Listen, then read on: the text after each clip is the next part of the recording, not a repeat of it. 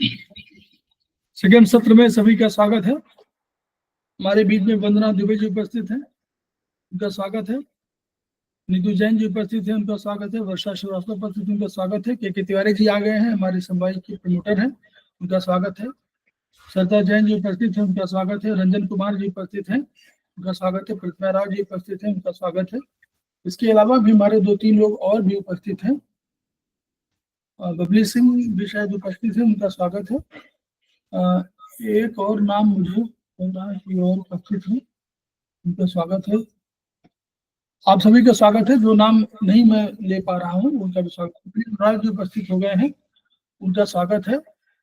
अनीता जैन जी उपस्थित हो गई हैं, हमारे संवाई फाउंडेशन की प्रमोटर है, उनका स्वागत है। तो हम लोग आज जो है वर्चुअली बीएचबी में हम लोग परीक्षण पर चर्चा कर रहे हैं।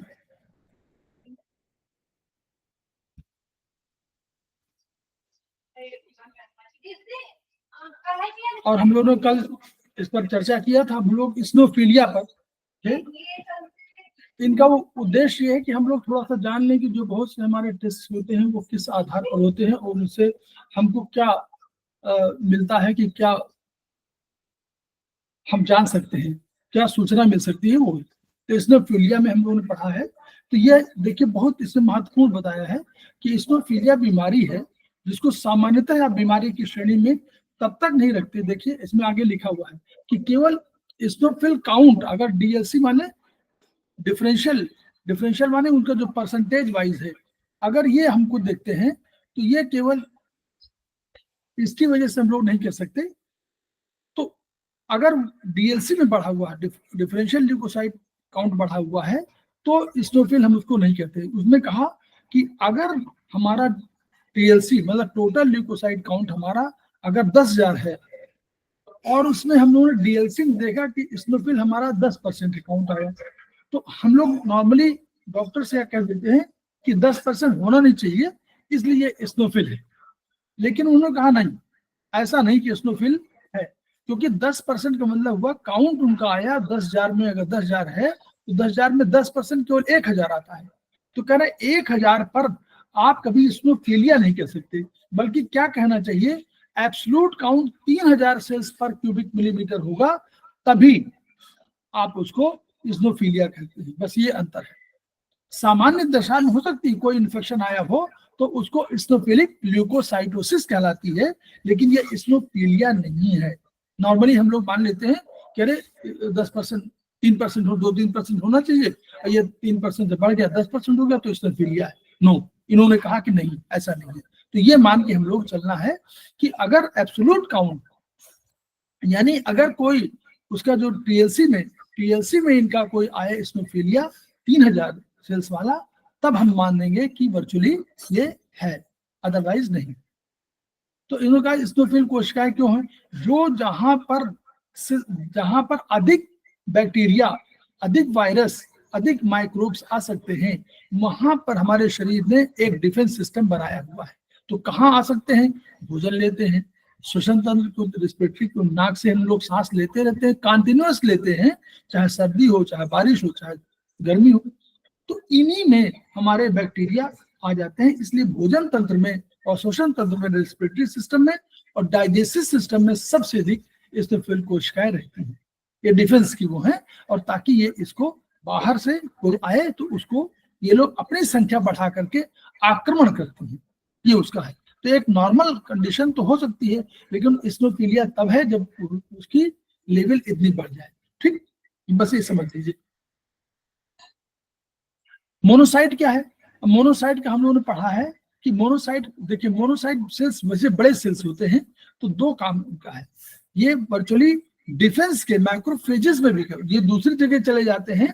तो जब दूसरी जगह जाते हैं तो बड़े सेल्स होने के नाते इनको बड़े मैक्रोफेजेस का काम दिया जाता है, मतलब बड़े डिफेंस के लिए बहुत बड़े है। लेकिन इनका एक और काम है, ये क्या करते हैं, सफाई काम भी करते हैं। तो सफाई काम करने की वजह से अगर शरीर में जैसे कोई लंबे समय तक बीमार रहे, तो बीमार होने के बाद आपको सफाई जरूरत है, जो आपके सेल्स मरे, कुछ उनके सेल्स मरे, तो बाहर के एंटीजन मरे। बाहर वाले जो आते हैं उनको एंटीजन बोलते हैं, आप ये टेक्निकल शब्द है ये मेडिकल वाला, जो बाहर से कोई आता है उसको चाहे वायरस हो बैक्टीरिया कुछ भी हो उसको हम लोग बोलते हैं एंटीजन। और जो अपने शरीर का डिफेंसिव सिस्टम होता है वो उन एंटीजन के अगेंस्ट में एंटीबॉडी बनाता है। तो एंटीबॉडी हमारे शरीर का प्रतिरोधी तंत्र का सेल है और उनके यहाँ एंटीजन है जो बाहर का अटैकिंग, जो बाहर का दुश्मन है। तो जब कभी एंटीजन और हमारे एंटीबॉडी, उनका भी सेल मरे होंगे, उनके भी मरे होंगे, हमारे भी मरे होंगे, तो उनको सफाई करने काम करता है। तो जब कभी बीमारी के बाद होता है तो ये मोनोसाइट सेल बढ़े रहते हैं। क्यों बढ़े मिलते हैं?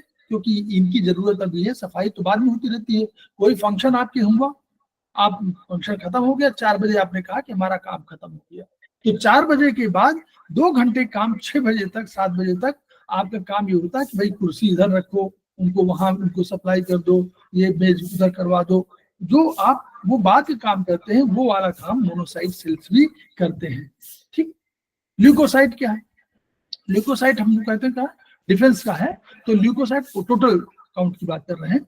तो अगर आशा से अधिक हुआ 15,000, वहां से हम लोग 4 से 11,000 हम लोगों ने कहा है, अगर 15,000 पर क्यूबिक मिलीमीटर बढ़ गया है तब हम लोग ये मानते हैं कि कोई रक्त ल्यूकीमिया की, तो ल्यूकीमिया हम लोग मानते हैं कि ब्लड कैंसरस की ओर इशारा करता है। तो ऐसे रोगी में टीएलसी डेली बढ़ता मिलता है। ये देखिए लिखा हुआ है कि दुगनी, डेली दुगनी जाती है और उसमें आपका लिम्फ नोड्स खूब बढ़े होंगे। क्यों? क्योंकि डिफेंस के लिए वो है तो बढ़ाते रहते हैं और शरीर का वजन गिरेगा, यानी डिफेंस कमजोर हमारा हो रहा है। अब दूसरा पॉइंट आ गया कि ल्यूकोसाइट गणना घटना, अभी तक बढ़ने की बात हो रही थी, घटना, तो इसको ल्यूकोपेनिया कह लेते हैं। ये एक शब्द आता है, कभी हम लोग पूछा जाता है सेमेस्टर 1 में 2 में नॉर्मली कि ल्यूकोपेनिया, अगर ल्यूकोसाइट घटेगी तो ल्यूकोपेनिया कहलाएगा कि ल्यूकोसाइटोसिस कहलाएगा। तो हम लोग उसमें लिखेंगे घटने पर पेनिया है और साइटोसिस बढ़ने पर है, तो पेनिया। तो अगर घट रहा है तो ये चेतावनी है। क्यों घट रहा है? क्योंकि जब आप शुरू में अटैक हुआ और इसने अपनी संख्या बढ़ा लिया और उसको मार गिराया तब तो ठीक है, लेकिन अगर यही स्वयं मरने लगा तो इसका मतलब कि बाहर का एंटीजन बहुत पावरफुल है। तो 10,000 से अगर आपका नॉर्मल काउंट आपको नहीं मालूम है तो 4,000 से 10,000 तक, 11,000 तक की इतनी लिमिट है, इतनी बड़ी लिमिट है। 4,000 11,000, आप समझिए 4 कहाँ और कहाँ 11, 3 गुना। यानी किसी का अगर 10,000 है तो अगर उसका आप कहें कि 4,000 तक आएगा तब तक मानेंगे, तो ये गलत है। क्योंकि 10,000 से अगर 9,000 भी हुआ तो भी घटा है, 10,000 से 7,000 हो गया तो 3,000 घट गया है। तो ये इसीलिए कहा जाता है कि नॉर्मली आपको मालूम होना चाहिए कि आपको सामान्य दशाओं में आपकी ल्यूकोसाइट का काउंट क्या है। अब अगर मान लीजिए बहुत घट जाएगा तो क्या होगा? ये इसका अर्थ हो सकता है कि इसका बोन मैरो में या लिम्फ नोड जहां बनता है, 2 जगह बनते हैं ल्यूकोसाइट, कहां बनते हैं? बोन मैरो में बनते हैं और लिम्फ नोड्स में भी बनते हैं। ठीक है, तो दोनों में अगर बन नहीं रहे हैं तो यानी कोई प्रॉब्लम आ रही है। तो जैसे पर्नीशियस एनीमिया, पर्नीशियस एनीमिया हम लोगों ने सेल सेक्टर में पढ़ा, सेल में पढ़ा था। ये पर्नीशियस एनीमिया क्या है? ये स्टमक में जो HCl है, अगर वो HCl कम बन रहा है या HCl में कुछ न्यूट्रोट्रॉपिक फैक्टर्स हैं, न्यूरोट्रॉपिक, या HCl में कोई जिसको बोलते हैं कुछ फैक्टर्स ऐसे होते हैं जो विटामिन फैक्टर, इंट्रिंसिक फैक्टर, हाँ इंट्रिंसिक फैक्टर जिसको बोलते हैं, और वो विटामिन का कुछ, विटामिन B12 वगैरह जो होते हैं इनका प्रोडक्शन करते हैं। अगर ये नहीं है तो ये पर्नीशियस एनीमिया होगा, तो भी ये प्रॉब्लम ल्यूकोसाइट, दुश्मन को लड़ते हुए इनकी नष्ट हो गई, क्योंकि जितना बनते हैं उनसे नष्ट होने की संख्या अधिक हो जाएगी तो ये घटने लगेंगे। तो ये टाइफाइड में, मीजल्स में, टाइफाइड भयानक रोग है, मीजल्स बड़ा वो है, और इम्यूनो डिफिशियंसी सिंड्रोम हम लोग एड्स समझ रहे हैं। तो वो कोई भी इम्यूनिटी आपका उसके डिफिशियंसी सिंड्रोम उसको डिफिशियंट कर दे रहा है, इम्यूनिटी घटा दे रहा है। और वायरल हेपेटाइटिस में इनमें इनकी संख्या घट जाती है। ठीक, तो कह रहे हैं कि इसको जब जो रोगी अपना बताए, शिकायतें बताए, अपने पॉइंट्स बताए, अपने लक्षण बताए, उनके आधार पर और ल्यूकोसाइट घटने के आधार पर हम लोगों को देखना पड़ेगा। न्यूट्रोपिनिया क्या है? मतलब डीएलसी में न्यूट्रोफिल कोशिकाएं हमारी सेकंड डिफेंस की है। पहले डिफेंस तो मैक्रोफेजेस है जो हमेशा घूम रहे हैं, जैसे आपकी सेना, जैसे हमारे यहाँ पुलिस घूमती रहती है, वैसे ही हमारे पहले मैक्रोफेजेस घूमते रहते हैं। जब वो कहीं कमजोर पड़ते तब न्यूट्रोफिल कोशिकाएं जाती है सेकंड डिफेंस लाइन में। तो अगर ये भी घट रही हैं, इसका मतलब क्या हुआ कि ये गई अटैक कर लिया और इसको एंटीजन ने इसको अटैक कर दिया और इनको मार डाला, यानी कम इनकी संख्या हो गई। तो ये कह रहे हैं कि कौन सी जो बड़े बीमारी हैं, बड़े बीमारी के जिसमें वायरस होगा या कोई हमारा एनीमिया होगा या हमारा कोई भी एंटीजन होगा, तो उसको आप कुछ कह लीजिए, चाहे वो वायरस हो, चाहे कोई अमीबा हो, चाहे किसी तरह का वो होगा, उसको एंटीजन हम लोग बोलते हैं बाहर फार। तो वो टाइफाइड में, इन्फ्लुएंजा में, तीनों बड़ी बीमारियां हैं। तो इन बीमारियों में ये शुरू में डिफेंस नहीं कर पाते और वो उनको मार देते हैं। तो फिर तब हमारे पास दूसरा हमारा बैकबोन का नाम जानते हैं क्या आप लोग? बैकबोन कोई बताएगा? जी सर, रीढ़ की हड्डी। नहीं, लिम्फोसाइट की बात कर रहे हैं। सेल में लिम्फोसाइट, यस, लिम्फोसाइट हमारा बैकबोन है। जैसे बैकबोन बहुत इंपॉर्टेंट है सत्ता मैडम, वैसे ही हमारे यहाँ इस WBC में व्हाइट ब्लड सेल्स को कहते हैं ल्यूकोसाइट बोलते हैं। ल्यूको माने व्हाइट, साइट, तो इन ल्यूकोसाइट में वैसे ही हमारा बैकबोन है कौन सी? लिम्फोसाइट, जो हमारा एंटीबॉडी बनाता है बाद में। ठीक, तो अच्छा, तो लिम्फो ये हो गया। तो ये जो टाइफाइड, ये न्यूट्रोपिनिया तो हो, न्यूट्रोफिल कोशिकाएं मर रही। लिम्फोपिनिया माने लिम्फोसाइट की, अब लिम्फोसाइट ही मर रहा है अभी तो न्यूट्रोफिल। अब ये थर्ड डिफेंस लाइन है। लिम्फोपिनिया माने थर्ड डिफेंस लाइन की लिम्फोटिक सिस्टम है, वो ये लिम्फोसाइट्स हैं।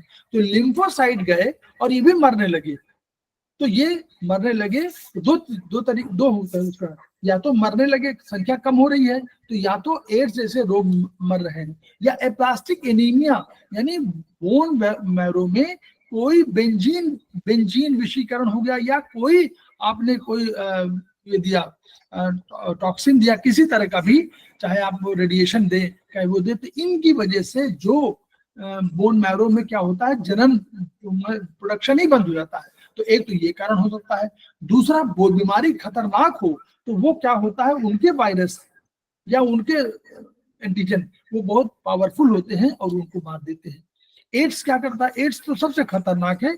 ये क्या करता है, ये जो टी लिम्फोसाइट में हेल्पर टी वाला तो सेल होता है, वो जो सूचना देता है कि भाई आप ये काम कर दो, आप ये काम कर दो। जैसे हमारे यहाँ पुराने सेनाओं में होता था कि एक राजा ने अपने एक आदमी को एक आदेश लेके भेजा कि मेरे यहाँ दुश्मन आ रहे हैं और तुम इसको जाओ और इस चिट्ठी को हमारे बगल में किसी जो राजा है उसके पास दे आओ। अब राजा के पास पहुंचने में 3 दिन का वक्त लगना है और उसको मालूम है कि दुश्मन 7 दिन में हमारे यहाँ आ जाएगा, तो 3 दिन में उनकी सेना लौट आएगी और अगर 7 दिन के अंदर सेना आ जाएगी तो हम जीत जाएंगे। अगर यही जो आदमी हमारा गया, इसको चिट्ठी लेकर के गया, इसी को अगर दुश्मन ने घेर लिया और इसको मार डाला, तो ये सूचना ही नहीं पहुंच पाएगी वहां तक। और क्या होगा, वहां दूसरे राजा जो पड़ोसी राजा है वो अपनी सेना भेज ही नहीं पाएगा। वो कहेगा हमको तो इन्फॉर्मेशन, कोई अभी पूछेंगे बाद में कि हमने आपको सूचना भेजी, तो उसने कहा तो आदमी पहुंचा ही नहीं। तो उसको ऐसे ही हेल्पर टी सेल है, इसको क्या किया, उसको एड्स के जीवाणुओं ने क्या किया, विषाणुओं ने, इन्होंने उसको कैद कर लिया, उसको रोक लिया और बस वो फिर आगे डिफेंस का सिस्टम ही बेकार कर दिया। वो डिफेंस कर ही नहीं पाएगा, बता ही नहीं पाएगा।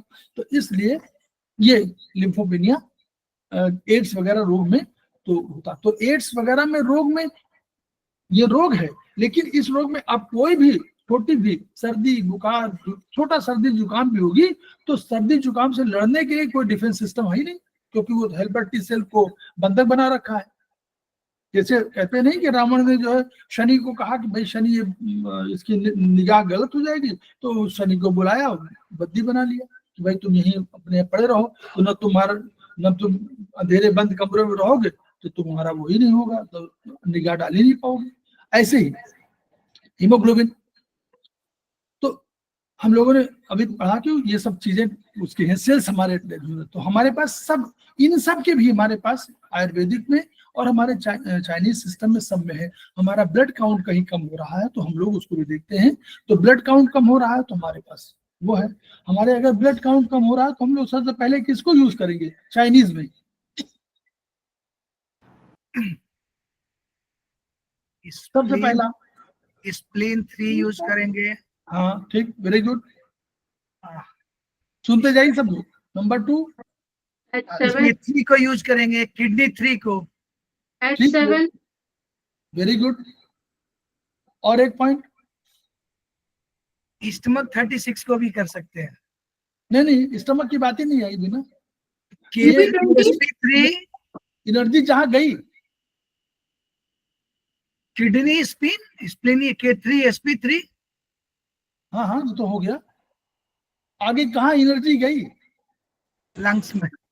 हाँ LU9।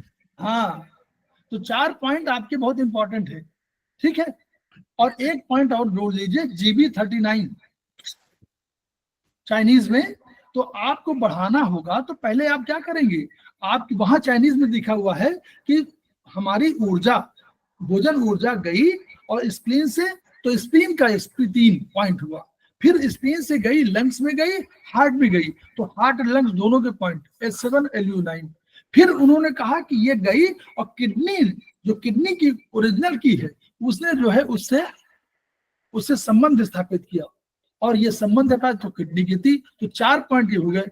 और बोन मैरो का एक पॉइंट है हमारे पास चाइनीज में, बोन मैरो का पॉइंट है आप हमारे पास GB39 मिडलरी पॉइंट है, इसमें 8 इन्फ्लेशन पॉइंट में ये है, तो वो आप उसको लगा दीजिए, तो आपका सेल्स वहां पर रक्त बढ़ जाएगा। अगर हमको यहाँ बढ़ाना हो, अब देखिए ये तो आगे हीमोग्लोबिन में आ गया, अगर हमको यहाँ बढ़ाना हो, मान लीजिए आरबीसी हमारे घट रहे हो, तो आरबीसी के लिए हम क्या करेंगे? बोन मैरो पे ट्रीटमेंट करेंगे। बोन मैरो का ट्रीटमेंट करेंगे, very good. Bone marrow number 6 पे, बोन मैरो रिंग फिंगर पे 5-6 दोनों को जोड़ देंगे, जोड़ने। 5-6 दोनों को जोड़ने का तरीका हमने बताया था। 10 एनर्जी है, LVM स्पाइरल लेना चाहिए, टिश्यू है ना, 5-6 LVM। हाँ टिश्यू 0 से 9 और फिर वो हाँ, आपने बताया था। ये इस वाले में जब से 0 से 9 पहुंचेगी, तो यानी इस फिंगर में, राइट रिंग फिंगर में 9th स्पाइरल, और उस वाले में 0 स्पाइरल, क्योंकि यहाँ जब 9वें स्तर पे आ जाएगी, रस रक्त मांस में दस्ती मज्जा, तो तभी तो यहाँ पर आएगी। तो इस वाले में हमको लेना है 0 स्पाइरल, और हमको बढ़ाना क्या है? हमको बढ़ाना है रक्त बढ़ाना है, तो रक्त हमारा क्या है? 3+4। नहीं, हमको बढ़ाना है सेल, हमको बढ़ाना है सेल। कौन सा? आरबीसी। तो आरबीसी होगा 5वां 6वां, 5वां होगा, तो 5 टोन 3/4 सीडेड, ठीक है, ये हो गया। अब आप हो गया वहां का, तो दोनों चाइनीज और दोनों में हो गया। हीमोग्लोबिन परीक्षण में क्या होगा? ये TLC DLC साथ इसलिए कराते हैं कि मालूम हो कि एनीमिया तो नहीं है। नाखून में देखा, आपके पीले नाखून है या व्हाइटिश नाखून है, तो इन्होंने देखा। फिर ये सब चीजें देख लेते हैं कि आपके जीभ में, नाखूनों में, आंखों में व्हाइटिश हो रहा है, व्हाइटिश माने थोड़ा सा और वो रहा, या मटमैला हो रहा है, येलोइश हो रहा है, तो भी आप समझ जाते हैं कि कहीं कहीं प्रॉब्लम इनको है। तो वो कह रहे हैं कि ये, इसमें कह रहे हैं कि आरबीसी की गणना कराइए और जीबीपी का जनरल ब्लड पिक्चर का कराएं, तो ये अनुमान को एसेस करते हैं। अब देखिए, माइक्रोसाइटिक हाइपोक्रोमिक, माइक्रो माने क्या होता है? छोटा, माइक्रो माने छोटा, यानी कोई सेल जो है वो छोटा हो गया है, आरबीसी छोटा हो गया है। तो छोटा जब हो गया, हमने क्या पढ़ा? आरबीसी क्या करता है? आरबीसी के अंदर हीमोग्लोबिन है, हीमोग्लोबिन के अंदर ऑक्सीजन है, तो अगर ये सब चीजें नहीं होंगी, उसी में आयरन भी है, आप देखिए ना, हीमोग्लोबिन में आयरन वगैरह सब है। तो अगर माइक्रोसाइटिक है मतलब छोटा भी है और हाइपोक्रोमिक है, यानी दोनों काम है, छोटा हुआ तो दूसरा क्या होगा, हीमोग्लोबिन भी कम होगा। तो जगह जब उसका कंटेनर ही कम है तो कंटेनर में कंटेंट भी कम होगा, तो कंटेंट भी कम हो, हाइपोक्रोमिक हो गया। माइक्रोसाइटिक बड़ा तो है सेल लेकिन हाइपोक्रोमिक है, उसमें आरबीसी के लिए जो जगह है, आरबीसी में जो जगह है हीमोग्लोबिन के लिए वो कम है, तो हाइपोक्रोमिक होगा, ऐसे मिल सकते हैं।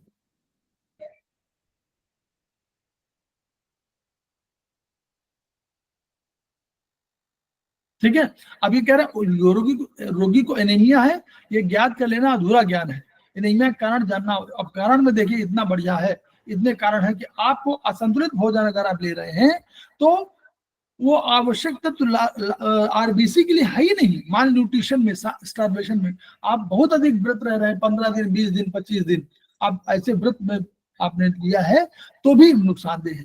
व्रत रहिए, बैलेंस करके रहिए, वही कह रहे हैं। स्टार्वेशन, माल न्यूट्रिशन, भोजन संतुलित हो गया, लेकिन अगर मेटाबॉलिज्म नहीं हो रही है, जिसको तिवारी जी कहते हैं कि पाचन नहीं हो रहा है, अगर पाचन ही नहीं हो रहा है, यानी पाचन क्या है, प्रोटीन जो है एमिनो एसिड में टूट ही नहीं पा रही है, तो भी तो आपका जो है आपको वही नहीं, एनर्जी नहीं मिल पा रही है। तो संतुलित भोजन है, आंतों में पच रहा है, कोई पच गया, लेकिन एब्जॉर्प्शन नहीं हो रहा, छोटी हाथ नहीं कर रही, बड़ी हाथ नहीं कर रही, तो भी प्रॉब्लम हो जाएगी, माल एब्जॉर्प्शन।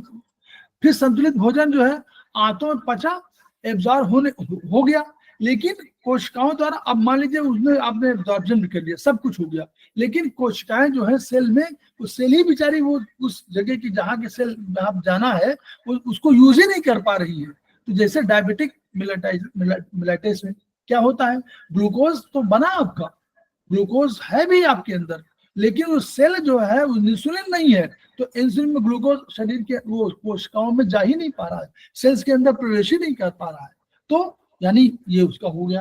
फिर लाल रक्त कणिकाओं के जन्म मरण अनुपात बिगड़ जाना, जैसे मलेरिया में क्या होता है, आरबीसी टूटने लगते हैं, पहले हिमोलिसिस इसको बोलते हैं, इस शब्द को बोलते हैं हिमोलिसिस, हिमो माने रक्त, लिसिस माने टूटना, रक्त जो है ब्रेक होने लगता है। तो मलेरिया में बहुत अधिक आपको थकान बहुत लगती है, मलेरिया में खूब जो है आरबीसी खूब टूटते हैं तो थकान खूब लगती है, आदमी का मन नहीं करता उठने का, यही है। किसी ब्लीडिंग पॉइंट में लगातार ह्रास हो रहा हो, मान लीजिए ब्लीडिंग पॉइंट है और हो रहा हो तो क्या होगा, और उसी तरह लेडीज में, इसी तरह आंतों में मौजूद अब वर्म है आपके पास, तो वो क्या है, रक्त पीता जा रहा है, आप बन तो रहा है रक्त लेकिन पी रहा है वो, तो आप इन्फेक्शन का, इसीलिए भाई बीच में कहते हैं कि इन्फेक्शन का पॉइंट आप लोग लगाते रहिए, उसमें ऐसा नहीं है कि आज एक साल में एक बार लगा लिया, समझ सकता जी, आप लगाते रहिए, आप बिना लगाए हुए आपका वो है, लेकिन और दूसरों को सलाह दीजिए कि लगाते रहे।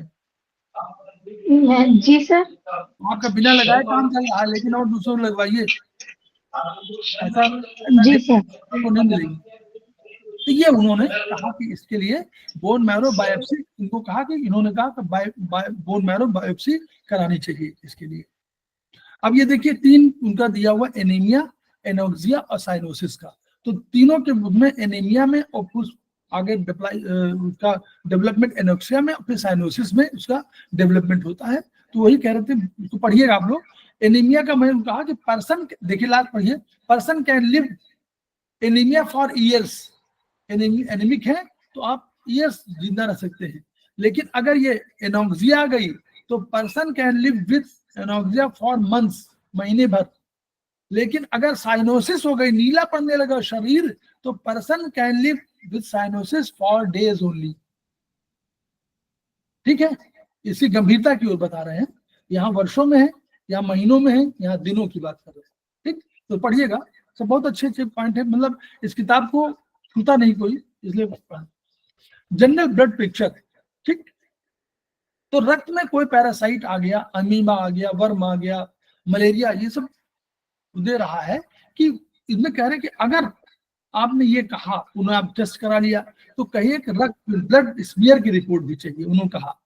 ठीक है, मलेरिया में झुरझुर के साथ ज्वर आए और फाइलेरिया, वो भी फाइलेरिया में भी होता है, फाइलेरिसिस जो होती है वो भी जो है आते हैं, और तेजी से आपको टेम्परेचर भी होता है और ये भूख अधिक लगती है, लेकिन शरीर दुर्बल रहता है। तो इसके लिए जीबीपी, आप लोग क्वेश्चन आता है जीबीपी का full form general blood picture, और ये पूछेंगे सेमेस्टर 4 में, सेमेस्टर 4 वाले हम नोट कर लें, ये प्रश्न आएगा जरूर 10 दिनों के अंदर, 10 दिनों में ये प्रश्न जरूर आएगा।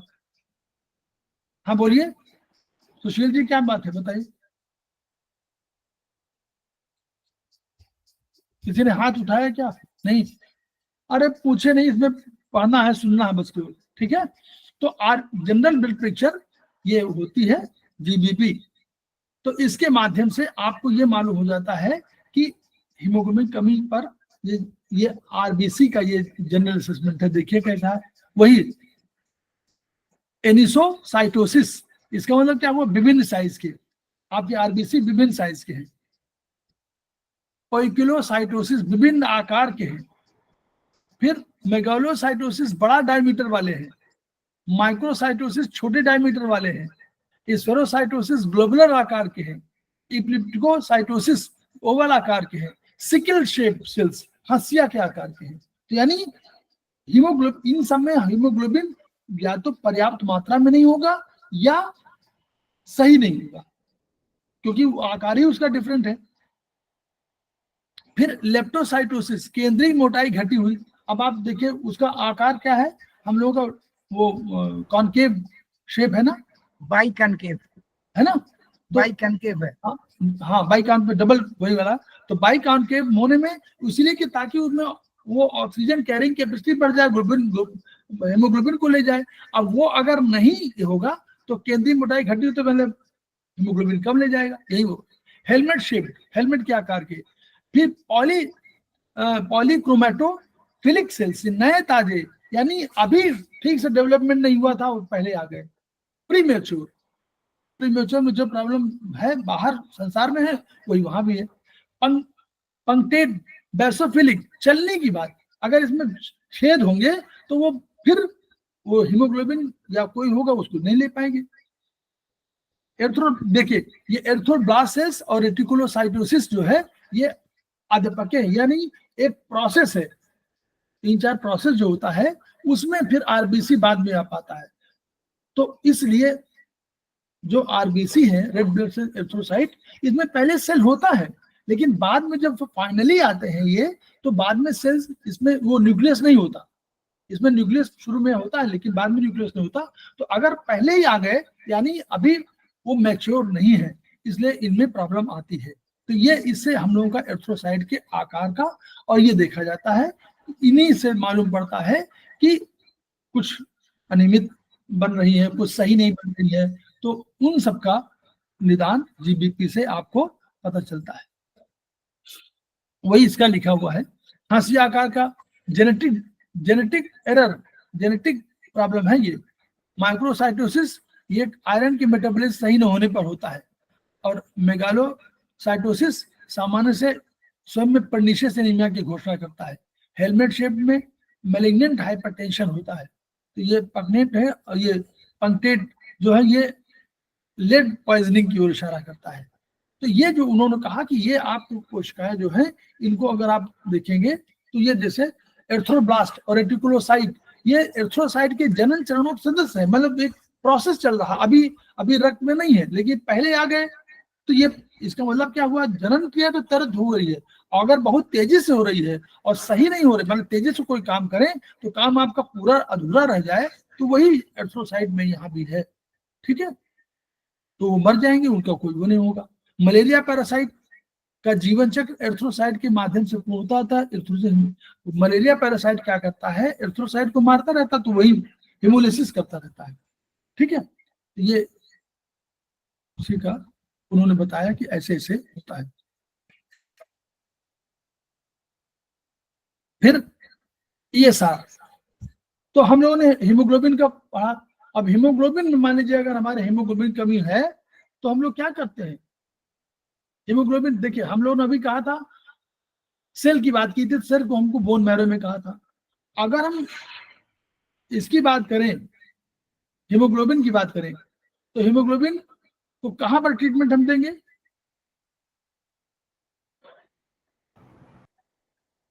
स्प्लीन में ही देंगे क्या सर? है? स्प्लीन का ही देंगे ना? नहीं, वहां आयुर्वेद में, आयुर्वेद में वहां तो हम लोग दे वहां दे रहे हैं, यहाँ पर फिंगर नंबर 4 रक्त 3 4 रस रक्त इसमें, तो बहुत इसमें इसको भी जोड़िए उसी तरह। इसमें पहला लिखना ये फिंगर नंबर 4 है, पहले आपको लिखना पड़ेगा फिंगर नंबर 4। अगर आपने लिखा फिंगर नंबर 3, ये पूछा जाएगा सेमेस्टर 4, ये पूछेंगे जरूर 10 दिनों में। मैं आपको बताता जा रहा हूँ क्वेश्चन, ये पूछेंगे जरूर। अगर आपने लेफ्ट इंडेक्स फिंगर कह दिया तो कहेंगे कि सही है लेकिन गलत। आपको हमेशा बोलना है रस। रस किसमें है? राइट इंडेक्स में, फिंगर नंबर 4 में रस है। तो finger number 4 9th spiral, finger number 3 0 spiral. ठीक है, और इसमें क्या देना पड़ेगा? इसमें जस्ट उल्टा कर दीजिए, इसमें जस्ट उल्टा कर दीजिए, 3 4 टोन कर दीजिए, 5 से सिलेक्ट कर दीजिए। ठीक है, 5 सिलेक्ट कर दीजिए, 5 6 कर दीजिए, कोई एक ही बात है। ठीक, क्लियर? हीमोग्लोबिन हो गया। अब आगे चले हम लोग। ये क्वेश्चन है सेमेस्टर 4 वालों के लिए, नोट कर लीजिए, आप लोग तुरंत बता दीजिएगा। नोट कर लिया सर कापी में। हाँ, ये पूछा जरूर जाएगा, आप बीच में कभी आएंगे जरूर पूछेंगे, जीबीपी पूछेंगे, ये सब पूछेंगे, सेट पैटर्न है उनका। जहां फिंगर नंबर 4 आपने बोल दिया, तुरंत वाह वाह वाह वाह ताली बजा देंगे। और जहां आपने कह दिया, और जब पूछेंगे, जैसे उन्होंने पूछ ही लिया कि साइट कहाँ है, कहाँ बनता है, कहाँ वो होता है, वो क्या करता है, ग्लूकोज ले जाता है, माइटोकॉन्ड्रिया का पूछा ना, एटीपी पूछ लिया, है ना, ये सब पूछेंगे। और वो साइकिल भी पूछेंगे, क्रेब साइकिल कभी पूछ लेंगे, साइकिल का नाम कोई बताए तो क्रेब साइकिल आप समझ लीजिए। वो सब, ये सब प्रश्न हैं उनके, जो हर समय हर क्लास में। सर कौन सा साइकिल बताया आपने अभी? हैं? सर साइकिल कौन सा बताया आपने? Krebs cycle, CRE Krebs cycle, उसी साइकिल में एटीपी बनता है।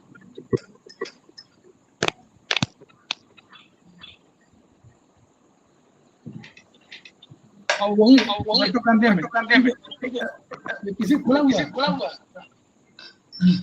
एर्थ्रोसाइट। अच्छा, अब देखिए एर्थ्रोसाइट सेडिमेंटेशन रेट। देखिए हम लोगों ने कहा था कि तैरते हैं ना, हम लोगों ने कहा था कि जो तैर रहे हैं, तो तैर कैसे, जैसे एग्जाम्पल दिया है कि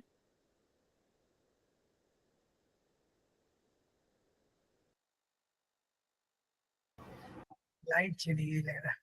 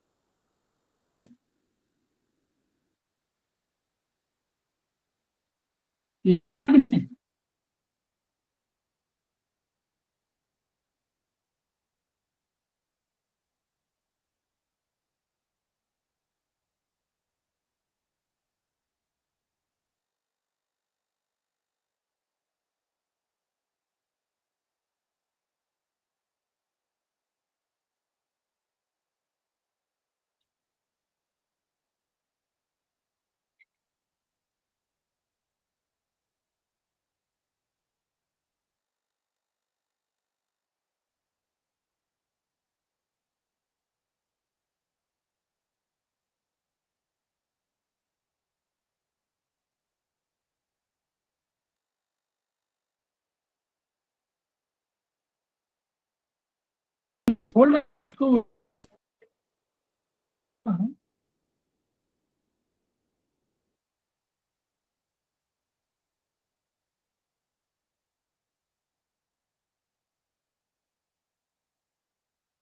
आवाज आ रही नहीं? सर ब्रेकिंग साउंड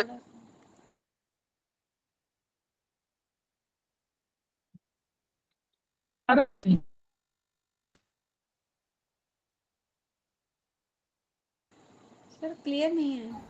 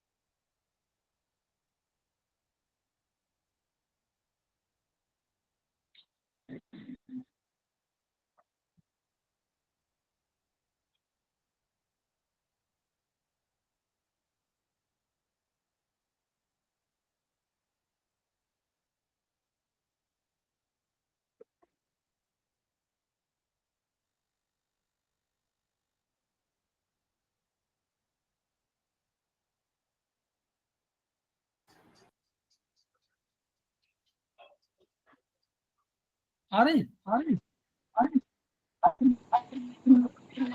जी सर आप आइए। आई। हाँ सर, अब जी आवाज सर, आ अब रही आवाज। तो ये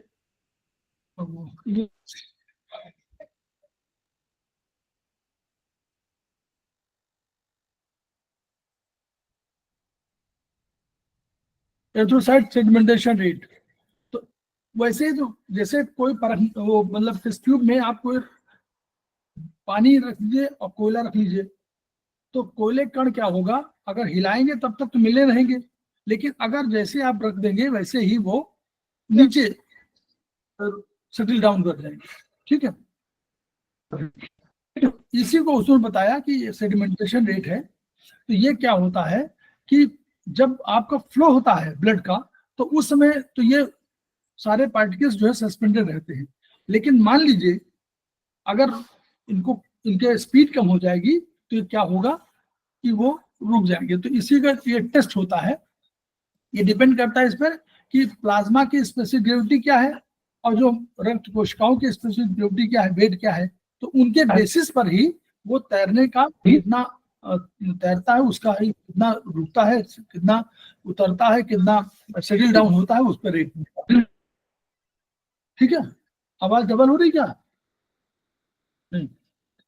तो यही उसने कहा कि इन्होंने बताया है कि उन्होंने सामान्य रूप से आपका ये जो रेट होना चाहिए वो क्या करता है, एक इसमें वेस्टर्न ग्रीन ट्यूब होती है, तो उसमें छोड़ देते हैं और 1 घंटे पश्चात जो जो ऊपर फ्लो तरल मिलेगा उसको स्केल में पढ़ेंगे।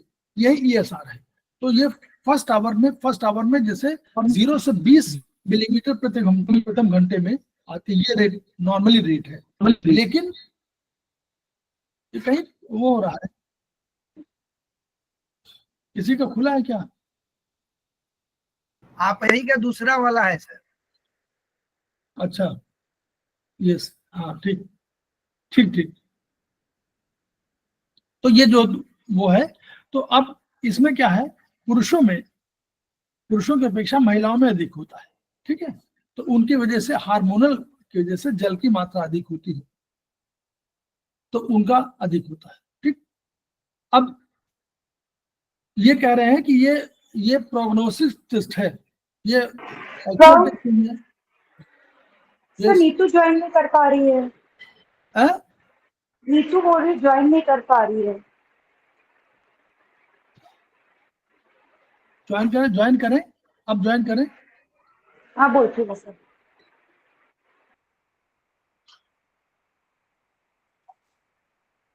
तो ये कह रहे हैं कि जैसे अगर जो है इसका सेडिमेंटेशन रेट जो है ये बेसिक रूप से ये कोई ऐसा टेस्ट नहीं है, ये प्रोग्नोसिस टेस्ट है जिसे बताते हैं कि हाँ कोई इन्फेक्शन आपके अंदर है। अगर मान लीजिए रेट घटेगा बढ़ेगा तो ये प्रोग्नोसिस टेस्ट है, ये बताता है कि शरीर में कोई इन्फेक्शन है। तो वही इसमें कह रहे हैं कि अगर जीवित रक्त में रक्तवाह बने रहने के कारण रक्त कोशिकाओं को रक्त वाहिनियों में सेडिमेंटेशन करने का मौका नहीं मिलता है, वे दशाएं जिनमें व्यक्ति का डायस्टोलिक प्रेशर 60 mm से कम हो जाता है में रक्त वाहिनियां की दीवारों से ये घर्षण करते हैं, मतलब फ्रिक्शन होता रहता है। लेकिन अगर ये रेट कम हो या रेट बढ़ जाए, जैसे बढ़ जाता है ना, नॉर्मली रेट बढ़ जाता है, तो उसमें ही आपको ये दशाएं होंगी कि हाइपोप्रोटेमिया, लीवर किडनी रोगों में स्पेसिफिक ग्रेविटी प्लाज्मा की घट जाएगी। तो प्लाज्मा की अगर घट गई स्पेसिफिक ग्रेविटी तो क्या होगा, ये जल्दी जो है वो उछाल नहीं पाएगा, इसको तैर तो नीचे बढ़ जाएंगे। रक्त फाइब्रिनोजन स्तर घटना, तो दशाएं जिसमें प्लाज्मा की घटेगी तो ये रक्त फाइब्रिनोजन ये स्तर घट जाएगा। अधिक जल सेवन से होगा, ज्वाइन नहीं किया उन्होंने भी, आया नहीं मैसेज। प्रेगनेंसी में दशाएं जिसमें प्लाज्मा की स्पेसिफिक बढ़ेगी, डिहाइड्रेशन,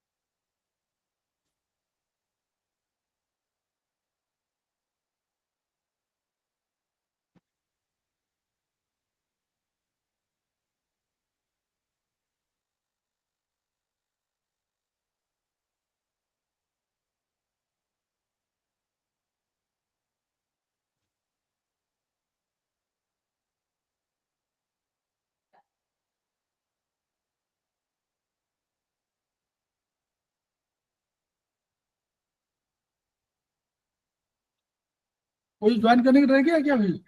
ठीक है, तो ये उन्होंने उसका बताया कि जिसमें प्लाज्मा की स्पेसिफिसिटी बढ़ी, निर्जलीकरण है, यूरेमिया है, बहुत अधिक एक्सरसाइज करेंगे, अधिक जल जाएंगे, कोलेस्ट्रॉल बढ़ेगा, रक्त की बढ़ेगी, घट जाएगी आयरन की कमी से, थ्रोम्बोसाइटोपिनिया से, एप्लास्टिक एनीमिया में, रक्त कोशिकाओं की स्पेसिफिसिटी बढ़ेगी, पॉलीसाइथीमिया में, ल्यूकेमिया में, मेगालोब्लास्टिक एनीमिया व्यायाम करेंगे तो रक्त प्रवाह दाब बढ़ेगा। ये पूरा उसका दिया हुआ है कि कैसे कैसे आपका कम हो जाएगा, दाब घट जाएगा।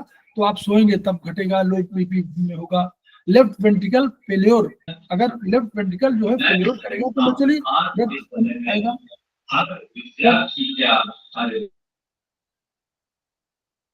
हेलो, इको हो रहा है क्या? नहीं सर ठीक है, वो सरिता जैन मैम का खुल गया था, मैंने बंद कर दिया, उनका म्यूट कर दिया। अच्छा, तो ये कह रहे हैं कि सभी दशाओं में रोगी की दशा सोचनी रहती है किंतु उसे रोग का कोई लक्षण ESR को प्रेडिक्ट नहीं होता। मतलब लक्ष्य ESR रिपोर्ट क्यों देती है, लेकिन अल्टीमेटली आपको पहचानना है किससे, दूसरे टेस्ट कराने से।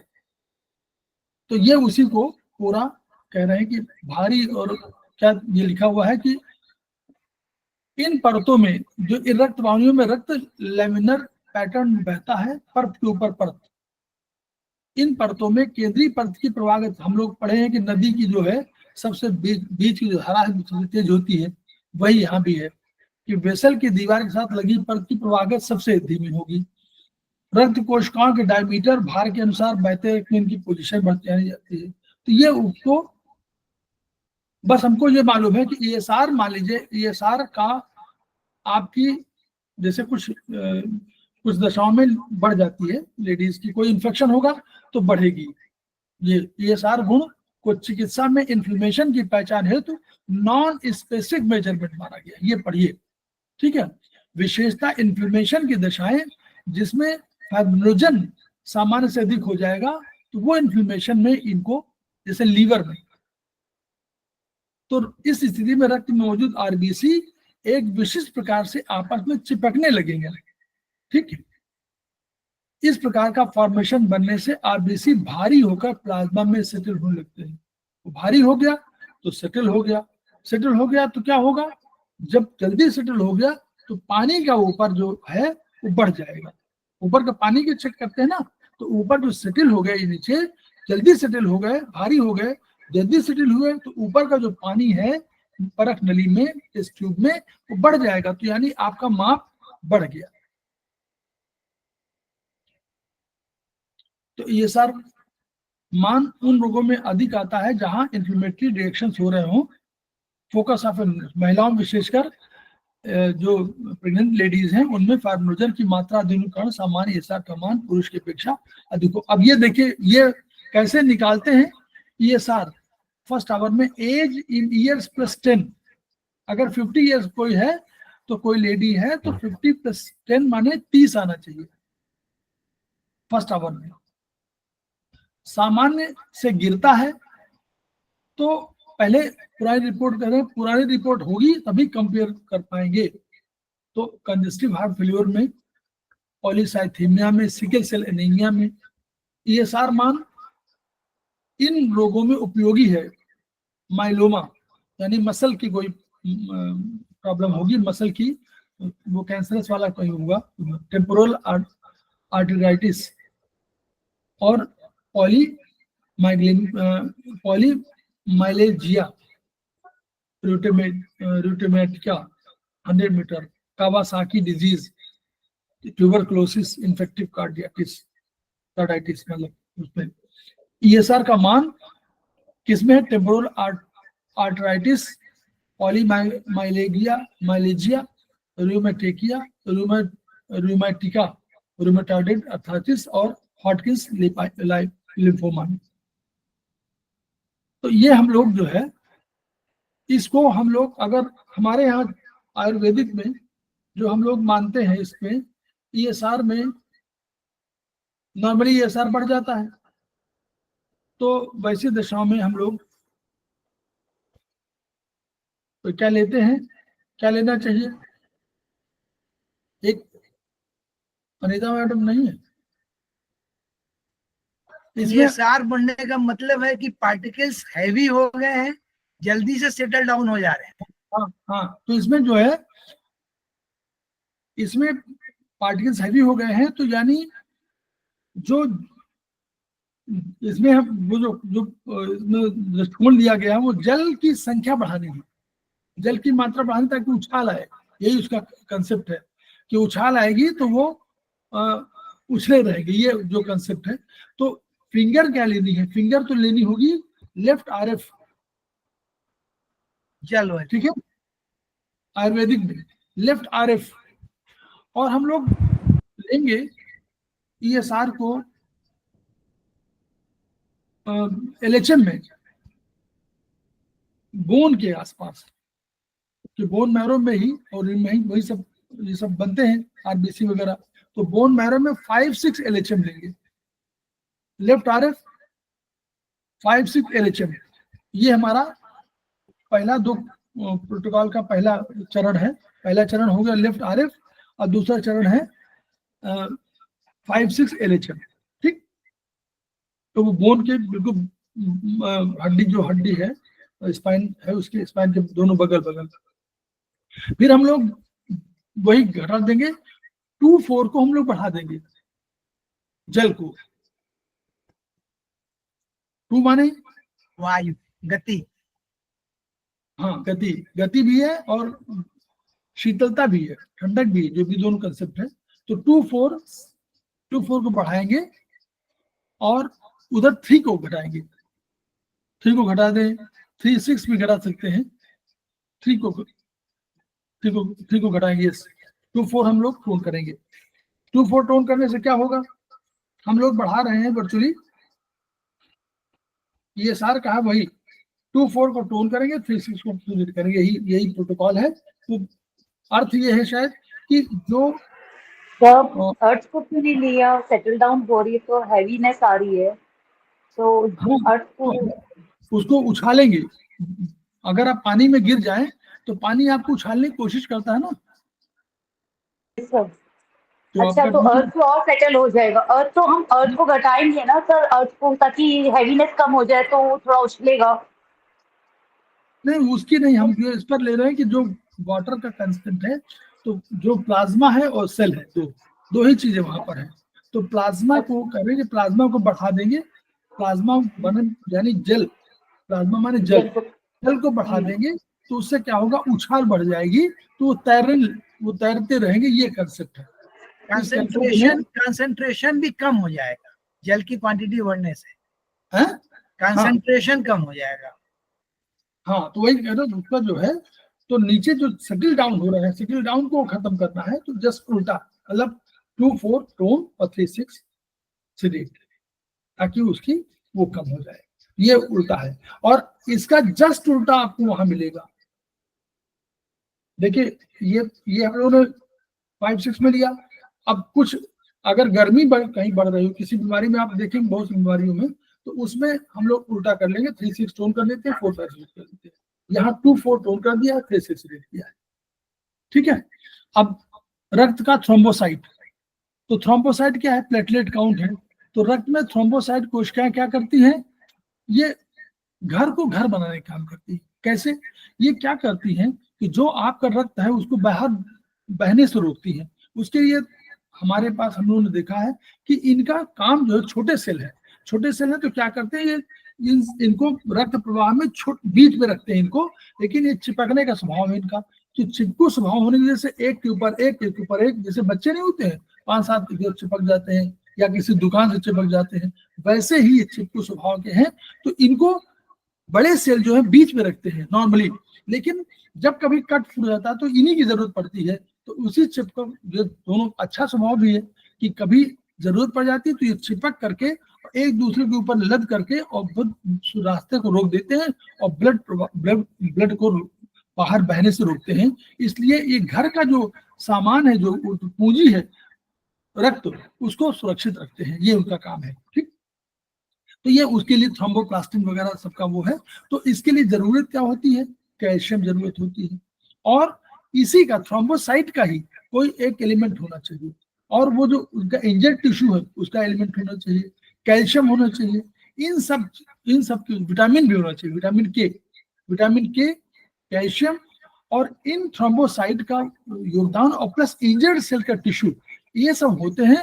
और फिर 13 उसके फैक्टर्स होते हैं जो अल्टीमेटली उसको रोकते हैं। और ये प्रोसेस चलता है 7 दिन तक टोटल, लेकिन शुरुआत होती है ये कुछ सेकंड से लेकर 3 से 7 मिनट तक होती है, और बाद में इसका उसमें रफूगिरी करते हैं, वो करने में पूरा इनको समय लगता है 7 दिन का। तो 3 to 7 डेज टोटल काउंट है। हालांकि काम फंक्शन इनका जो है सेकंड्स में शुरू होता है और 3-7 मिनट में खत्म हो जाता है। यानी आप कभी देखें, आपका ब्लड अगर हो रहा हो तो आप दबा के रखेंगे, 1-2 मिनट आप करेंगे तो तुरंत रुक जाएगा बंद। वही कारण है। तो ये इन्हीं के फंक्शन में होता है। इसमें 6वां फैक्टर अज्ञात है, उसका पता अभी वैज्ञानिक नहीं लगा पाए हैं। ठीक है, लेकिन इसमें कैल्शियम की आवश्यक जरूरत है, तो कैल्शियम इसीलिए बहुत जरूरत है। आपको विटामिन के भी जरूरत है, आपका सारे फैक्टर्स की जरूरत है, बहुत फैक्टर्स हैं इसमें, तो उन फैक्टर्स की आवश्यकता है। तो देखिए, ब्लीडिंग टाइम सामान्य मान 2 से 4 मिनट, रक्त जमने में 3 से 5 मिनट। ठीक है, तो 3 से 5 मिनट में ये आपका रक्त बंद हो जाता है। तो अगर हम लोग थ्रोम्बोसाइटोपिनिया, ये तो कम हो गया, पीनिया है ना, कम हो गया, तो अगर उससे कम हो जाती है तो हमको करना पड़ता है। अगर कम हो जाए, अभी कुछ देखिए कारण क्या है, कंजेनिटल डिजीज जो है, जो जन्मजात रोग है, थ्रोम्बोसाइटोपिनिया एब्सेंट रेडियस सिंड्रोम कोई होगी, विस्कॉट एड्रिची सिंड्रोम तमाम वो है, बर्नार्ड शोलर सिंड्रोम, फाल्कोनी एनीमिया, ये वो है। एक्वायर्ड क्या है, दवाओं के उपयोग से, बोन मैरो प्लाजिया, बोन किसी रेडिएशन का बोन मैरो में प्रॉब्लम आ गई हो और वो प्रोडक्शन बंद कर दे या कम कर दे, वायरल संक्रमण बोन मैरो एप्लाजिया वो भी है, HIV में, हेपेटाइटिस में, एल्कोहल के सेवन में भी ये सब कम हो जाते हैं। ठीक है, तो उसकी वजह से अब विटामिन B12 और फोलिक एसिड कमी से भी होता है। बोन मैरो में कैंसर होगा तो भी होगा। अगर रक्तवाहिनी में थ्रोम्बोसाइट मरना अधिक हो रहा हो, हिपेरिन जो है रोकती है उसको, तो अगर मर रहे हो तो हिपेरिन के कारण मर रहे होंगे, HIV होगी, ऑटो इम्यून होगा, ये थ्रोम्बोसाइटोपेनिया। पोस्ट ट्रांसफ्यूजन परप्यूरा, कभी कभी ट्रांसफ्यूजन की वजह से भी हो जाता है, कोई अगर आप करेंगे तो भी थ्रोम्बोसाइटिक प्रभाव पड़ेगा। हिमोलिटिक यूरेनिया परप्यूरा, ये भी। हाइपर स्प्लिनिज्म, और ये लीवर एंजाइम रक्त में आकर थ्रोम्बोसाइट समाप्त कर दें तो ये भी। अब परप्यूरा को हम लोग जानते हैं, परप्यूरा को पिछली बार बताया था, शायद हमारे मैडम ने बताया था, याद करो, बताओ किसने बताया था? पूर्वा ने? लंग्स का कवर होता है। परप्यूरा बताया था ना। ये क्या होता है, जैसे सेल के अंदर जब होता है तो जब अगर थ्रोम्बोसाइटोपेनिया परप्यूरा होगा तो अगर थ्रोम्बोसाइट कम हो जाएंगे तो क्या होगा, रक्त जो है जो अंदर था कैपिलरी उसमें वो रोक कर कटेगा तो रुक नहीं पाएगा और बाहर निकल जाएगा, तो वो क्या होगा, बाहर चकरते चकरते आ जाएंगे, ये होगा वही परप्यूरा, कैपिलरी टूट हो जाएगी। तो वो उसको कहा गया है अगर इतनी संख्या कम हो जाए तो बाद में खराब दशा मानी जाती है। ठीक है, तो एलर्जी से हो सकती है, पर्निशियस एनीमिया हो सकती है, और अगर ये नाक से इनमें होगा, नाक से, मसूड़ों से, यूरेथ्रा से, वेजिना से ये कारण रहता है तो ये वाली उन कह रहे हैं कि जांच जरूर करा लेनी चाहिए। ठीक है, तो अब ये इस वाले में अगर हमारे पास, अब हमको देखना है कि अगर मान लीजिए कम है तो क्या करेंगे, इलाज क्या है, आयुर्वेदिक में क्या इलाज है, इसमें क्या करें तिवारी जी? कैल्शियम बढ़ाएंगे, विटामिन के बढ़ाएंगे। हाँ चलिए, वो भी अच्छी बात है, आप कैल्शियम वाला उसका ट्रीटमेंट, ये सब कैल्शियम का ट्रीटमेंट वहां कर सकते हैं, पैराथायराइड पे करेंगे, कैल्शियम पैराथायराइड से। हमारे पास सीधे उन्हीं फिंगर को जैसे आपने RBC के लिए कहा था, उन्हीं फिंगर में जस्ट यूज करिए, वही फिंगर वाली पे है इस पैराथायराइड 5 नंबर पे है, पैराथायराइड से कैल्शियम का वो है, तो 5 नंबर पे मिडिल ज्वाइंट भी है उसके लिए। नहीं तो हम तो भाई बोन मैरो में बात, बोन में वही है, बोन मैरो में, बोन तो वही है, और बोन मैरो तो इसी में है 5 और 6। हाँ 5 और 6, तो वही जोड़िए, फिर जोड़िए वही फिंगर नंबर 5, कौन सी spiral? Fifth spiral sir, spiral है ना, तो fifth fifth spiral, 5 fifth spiral हो जाएगा सर। जोड़ने का तरीका है तिवारी जी, जोड़ना है, जोड़ने का तरीका कितनी बार बता रहा हूँ, आप प्रोटोकॉल तो अलग चीज है, अभी जोड़िए। 0 9 5 6 LHM बोले। अरे भाई अगर 5 और 6 स्पाइरल ही तो लेंगे ना, ninth spiral 9th spiral blood में आप लोग भूल जाते हैं। दो फिंगर को जोड़िए, बोन मैरो को जोड़ना हो, जैसे कहता हूँ रस रक्त को जोड़िए, तो जब जोड़ने का बात है तो वही एक ही सिस्टम है, रस रक्त मांस में मज्जा, वही 9 जब तक आपके 9 में एनर्जी में नहीं पहुंचेगी, 0 से लेकर 9 तक की एनर्जी नहीं पहुंचेगी, तब तक 0 कैसे बनेगी? बनना बोन से बोन मैरो बनना है, और बोन मैरो में सब कुछ होना है। ठीक, तो जब रक्त हमारा, चाहे RBC हो, चाहे रक्त, आपने RBC का टेस्ट किया ना, तो RBC के जब आपने किया वैसे ही आपका प्लेटलेट करना है, बस केवल उल्टा हो जाना है, प्रोटोकॉल लास्ट वाला उल्टा हो जाएगा। कैसे?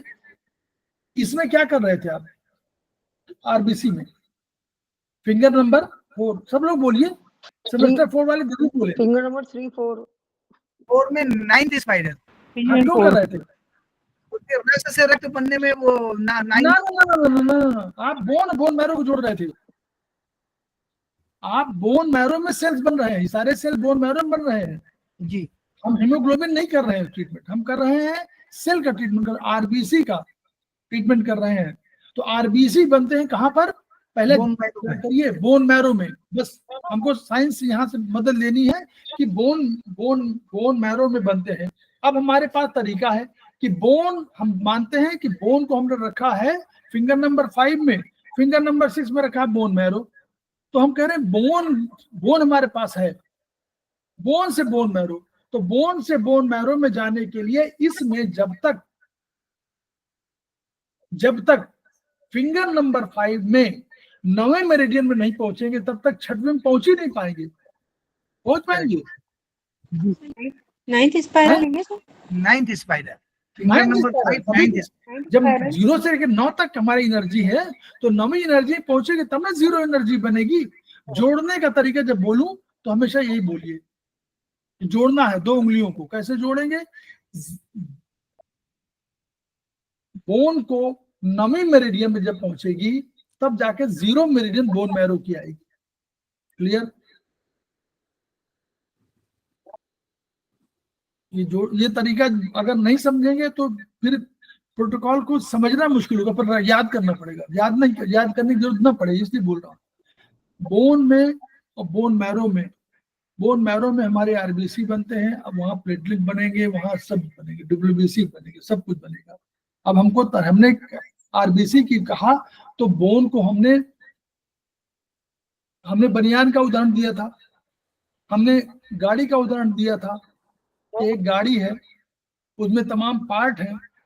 तो जो इंडस्ट्री वाले हैं जल्दी समझ जाए, एक कार का इंजन बनाने के लिए आपके 10 पार्ट हैं। तो कार बनाने के लिए इंजन बनाना पड़ेगा, इंजन बनाने के लिए उसके तमाम पार्ट बनाने पड़ेंगे। तो हर आदमी के लिए जो पार्ट आप दे रहे हैं वो उसका प्रोडक्ट है और इसका रॉ मटेरियल है, दूसरे के लिए रॉ मटेरियल है। फिर वो बनाएगा दूसरी चीज तो वो उसके लिए रॉ मटेरियल है, फिर वो बनाएगा प्रोडक्ट, वो उसके लिए रॉ मटेरियल है। ऐसे करते करते ये तो 0 से 1 लेकर के पूरी एनर्जी जब 9th स्पाइरल आएगी तो 9th स्पाइरल में जाकर एनर्जी पूरी हो गई तो बोन की 0 एनर्जी पे आ गई, बोन मैरो की।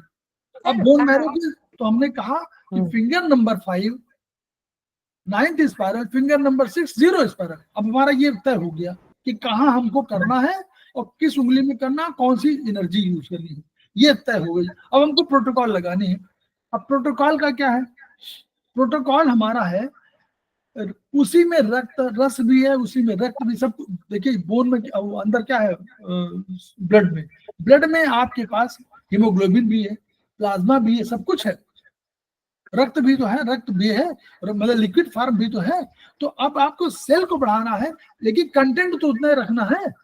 तो कंटेंट रखने के लिए हमको क्या करना, हमने क्या किया, हमने 3-4 को क्या किया, 3-4 को टोन कर दिया और 5 से सिडेट कर दिया। यहाँ उसमें रस उसमें आरबीसी में हमको 3-4 को टोन करना है, 5 से सिडेट करना है, और यहाँ प्लेटलेट में उल्टा कर देना है।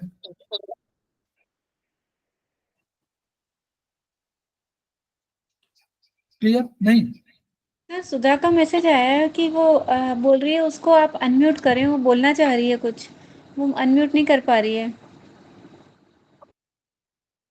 कौन? सर सुधा पाठक का मैसेज आया है, उसे कुछ बोलना है, वो अनम्यूट नहीं कर पा रही है। तो अनम्यूट के हमने तो नहीं किया। वो बोल रही है कि सर ने म्यूट कर रखा है मुझे। हमने? हाँ सर वो क्लैरिटी आपने किया क्या? बोलिए अनम्यूट हो गई, बोलिए चेक करें, बोलिए चेक करें, अनम्यूट है वो।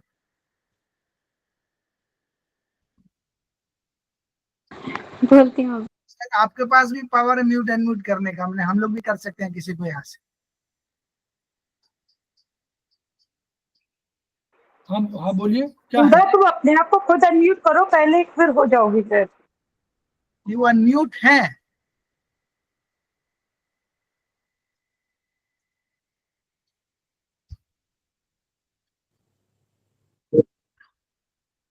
हाँ बोलिए।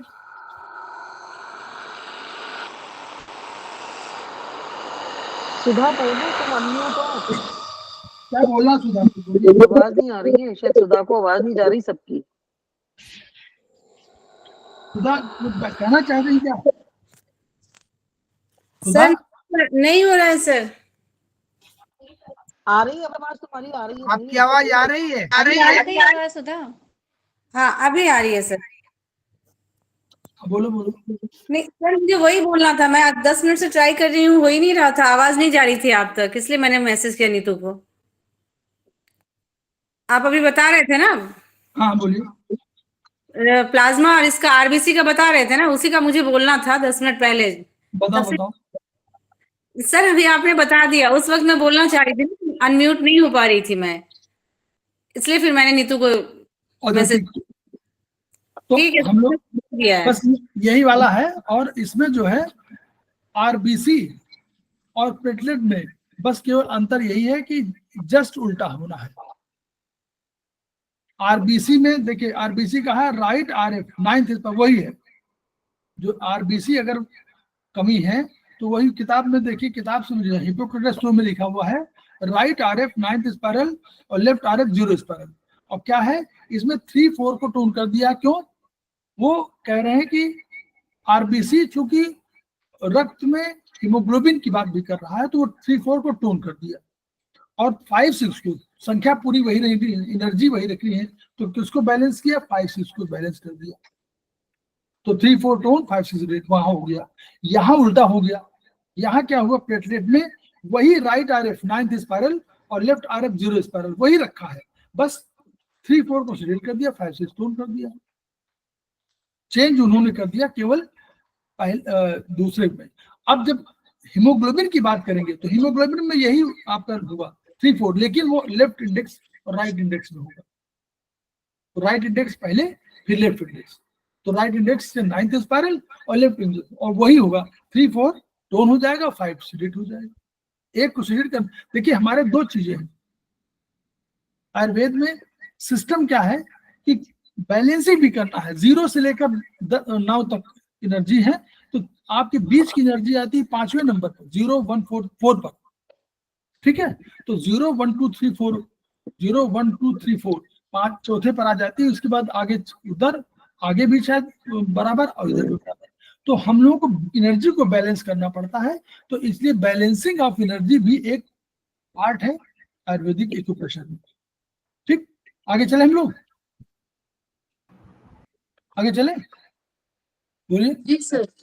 अब बायो चले, देखिए जितना हो जाए उतना, क्योंकि ये चैप्टर इतना बड़ा है, समझाना भी चाह रहे हैं। ये कुल मिलाकर के चैप्टर बहुत बड़ा है, और यही सब होगा।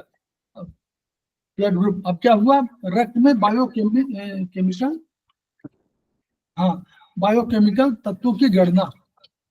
ठीक है, तो ये क्या है? रक्त में सांख्यिकी गणना महत्वपूर्ण सूत्र है।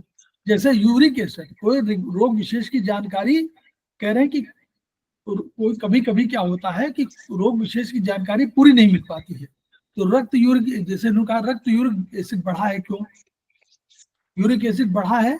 क्या प्यूरिन मेटाबॉलिज्म की गति सामान्य से अधिक है? अब लोग वहां पर है, हम लोग अभी नहीं पढ़े होंगे। प्यूरिन मेटाबॉलिज्म गति सामान्य से अधिक है, या किडनी के यूरिक एसिड, मान लीजिए किडनी फंक्शन नहीं कर पा रही है, तो क्या होगा? यूरिक एसिड को निकाल नहीं पाएगी तो बढ़ जाएगा। तो इन सबसे मांस के साथ मूत्र में उक्त तत्वों की मौजूदगी, तो यानी यूरिन का भी आपको करना पड़ेगा। यूरिन को भी आप करना पड़ेगा कि इस ब्लड के साथ साथ यूरिन को भी कर लें। सीरम यूरिया लेवल, ये परीक्षण किडनी द्वारा कम मूत्र उत्सर्ज करने पर, अगर आप यूरिन कम उत्सर्ज कर रहे हैं यूरिया वाले सीरम यूरिया, तो करवाया जाता है। तब क्या करते हैं? आप गए, आपने कहा कि हमको यूरिन कम हो रहा है, तो उन्होंने ये टेस्ट कराते हैं, भाई कहीं देख लीजिए कि यूरिया बढ़ जाएगा तब शरीर में। लीवर रोगों में करा जाता है, बेहोश में करा जाता है। तो सीरम यूरिया स्तर 20 से 40 मिलीग्राम पर 100 मिलीलीटर सीरम, ये है, मतलब 20 से 40 होना चाहिए। अगर रक्त कणों में यूरिया नहीं होता है, अतः रक्त यूरिया स्तर वही रहेगा जो सीरम स्तर होगा। ठीक, तो वही सीरम ही टेस्ट होता है, ये तुम समझ रहे हैं। सामान्य यूरिया कितने यूरिन में कितनी होगी? 16.5 ग्राम प्रतिदिन। अगर ये नहीं आ रही है तो वहां प्रॉब्लम होगी। अभी क्या होता है, जो हमारा कार्बन डाइऑक्साइड है, तो हम लोग वहां पढ़े थे क्या कि माइटोकॉन्ड्रिया में कार्बन डाइऑक्साइड बन गए, और कार्बन डाइऑक्साइड शरीर में है तो वो लीवर उसको धीरे धीरे चेंज करेगा। कहाँ से चेंज करेगा? पहले वो अमोनिया में कन्वर्ट होगा, फिर अमोनिया से कन्वर्ट होकर वो ये कन्वर्ट करेगा यूरिक एसिड में, यूरिया में, तो फिर यूरिया को इन सबको निकाल देगी किडनी। ये उनका वो, तो यानी इन सब के लिए जिम्मेदार भी कौन है? लीवर और किडनी दोनों जिम्मेदार है। ठीक, नाइट्रोजन गैस स्वतंत्र होगी जो तुरंत अमोनिया में परिवर्तित की जाती है। फिर रक्त में अमोनिया का 20 से 25 माइक्रोग्राम, पाइकोग्राम है, माइक्रोग्राम नहीं होगा, पाइकोग्राम होगा मुझे लगता है, पाइकोग्राम कहलाता है शायद। रक्त में अमोनिया स्तर 40-70 पाइकोग्राम, माइक्रोग्राम लिखा है, पाइकोग्राम होना चाहिए। अमोनिया गैस रूप में अमोनिया मस्तिष्क, किडनी और लीवर ऊतकों के लिए अत्यंत हानिकारक है। अगर अमोनिया रह गई तो किडनी, ब्रेन और लीवर इनके लिए है। तो ये क्या करें, अमोनिया को यूरिया में परिवर्तित कर ले, यूरिया में कन्वर्ट करके, और यूरिया लीवर में यूरिया सबसे अधिक हो, 97-98% है। तो यूरिया अमोनिया की तुलना में कम हानिकारक है, जल में घुलनशील है, तो आसानी से उसको यूरिन से एक्सक्रीट कर देंगे, बाहर निकाल देंगे। ये जो टेस्ट है बार बार हम लोग को इसीलिए कराना है, यूरिन का भी टेस्ट हम लोग कराते हैं, ये उनका कहना है। ठीक है, जिन रोगों में प्रोटीन कैटाबॉलिज्म अधिक होती है, यूरिया की मात्रा किडनी की उत्सर्जन क्षमता से अधिक उत्पादन होगी, तो रक्त में इसका स्तर बढ़ते हुए रोगी को कोमा में भेज देगी। अगर यूरिया की मात्रा बढ़ गई और किडनी में कम उसका निकाल पाई तो कोमा तक जा सकते हैं। अधिक उल्टियां, अधिक त्वचा जलना, तीव्र ज्वर, डायबिटीज मेलाइटिस, इनमें जो है यूरिया की उत्सर्जन क्षमता किडनी की कम हो जाती है। ठीक है, यूरिया कम कर पाती है, इसीलिए यूरिया का परसेंटेज रक्त में बढ़ने लगता है। फिर ग्लोमेरुलोनेफ्राइटिस, यहाँ समझ रहे हैं जो ग्लोमेरुलस है उसकी बीमारी, पाइलोनेफ्राइटिस, हाइड्रोनेफ्राइटिस, ये सब है। रीनल ट्यूबरकुलोसिस, ये सब रीनल फेल्योर, इन सब दशाओं में यूरिया की क्षमता, क्योंकि यूरिया ब्लड से उसको छान नहीं पाती है यूरिन के माध्यम से। रोग जिनमें सर वो वीक, सर किडनी वीक हो जाती है या क्या हो जाता है? हाँ, किडनी में कोई इन्फेक्शन आ गया, किडनी उसका जो ग्लैंडुलस होती है, छलनी होती है, उसमें बड़े छेद हो गए किन्हीं कारणों से, कोई दवा लेने से, कोई दवा भी है, कोई दवाई तमाम लेते हैं, तो किडनी जब निकालेगी उसको अल्टीमेटली यूरिन और किडनी, लीवर और किडनी, तो अल्टीमेटली उसकी अगर छेद बड़े हो जाए, आपके जैसे आप छानते हैं, अगर कभी कभी आपके जो है बड़े हो गए तो क्या होगा? जी सर, वो नहीं चलेगी, नहीं चल पाएगी। इसीलिए वो एक टेस्ट होता है, हम कराते हैं उसमें, वो बार बार। तो सर जीएफआर टेस्ट होता है ना, ग्लैमरस फिल्ट्रेशन रेट, जो ग्लैमरस होता है ना उसका जो प्याले की तरह जो होता है वही तो है, उसमें जो है उसमें छलनी है, उसमें दोनों तरफ से बने हुआ है, और उसी में वही छलनी बनी, वैसे करके फिर दोनों यूरेटर से नीचे छन करके आता है, और उसके सेल्स छानते हैं और यूरेटर से आकर के, और तब आपके यूरिनरी ब्लैडर में इकट्ठा हो जाता है। देखिए, अगर हाइपरट्रॉफी है, प्रोस्टेट हाइपरट्रॉफी है, तो भी उत्सर्जन नहीं हो पाएगी। स्वस्थ है किडनी स्वस्थ है, लेकिन यूरिनरी ब्लैडर से नहीं हो पा रहा। अब किडनी माने ठीक है, नीचे आ गई, यूरेटर से आ गई, अब यूरेटर के बाद की प्रॉब्लम हाइपरट्रॉफी है, तो प्रोस्टेट में अगर है तो नहीं, ब्लैडर में पथरी है, यूबी में अगर स्टोन है तो भी नहीं हो पाएगी, तो यूरेथ्रा में कोई घाव हो गया तो नहीं हो पाएगी। तो वहां पर किडनी की नहीं है, यहाँ पर यूबी की प्रॉब्लम है। तो यूरेमिक पेरिकार्डाइटिस, तो ये यूरेमिया, मतलब इसी वजह से यूरिया की मात्रा अधिक हो जाएगी। हाँ सर, ये तो टेस्ट से पता लगेगा ना कि यूबी में प्रॉब्लम है किडनी में। टेस्ट कराते हैं ना, बीके टेस्ट कराते लोग हैं, देखिए सब इसलिए कहते हैं kidney function test, liver function तमाम लोग कराते रहते हैं। जीएफआर भी जरूर कराना चाहिए, जब भी आप कराइए तो जीएफआर जरूर करा लीजिए, चाहे उसी से बता दे, डॉक्टर से पूछ लीजिए कि जीएफआर कैलकुलेशन भी सिस्टम है तो जीएफआर कैलकुलेट कर लीजिए, वो भी करा देते हैं और जीएफआर का आ जाता है। ठीक है, तो वो जैसे किडनी में हम लोग कराना चाहिए, यूरिन में कराना चाहिए। लीवर सिरोसिस में, लीवर फेलियर में वहां भी क्या करेगा, वहां लीवर सिरोसिस हो गया, लीवर बीमार है, अब लीवर अमोनिया को यूरिया में कैसे कन्वर्ट कर पाए, तो दोनों काम है ना। इसीलिए इन सब बीमारियों में लीवर और किडनी की, तो फिंगर नंबर हमारे पास कौन है, कौन बोलिए, 3 4 3 and 3 4 3 4। हाँ, इसीलिए कभी कभी 1 2 3 4 को लेते हैं, क्यों लेते हैं, लंग्स, हार्ट, लीवर और किडनी चारों आ गए। तो लीवर सिरोसिस कभी कोई भी जो भी चीज है उनमें, जो इसमें यूरिन में कोई बहुत चीजें होती है वो इनकी वजह से हुई। यूरिया की विषाक्तता टॉक्सिसिटी कितना है, मंद गति से फैलती है, अतः मॉडरेट ब्लड यूरिया लेवल के साथ रोगी वर्षों जीवित रहता है लेकिन प्रभावित होता है। ठीक है, तो ये वाला पॉइंट हो गया।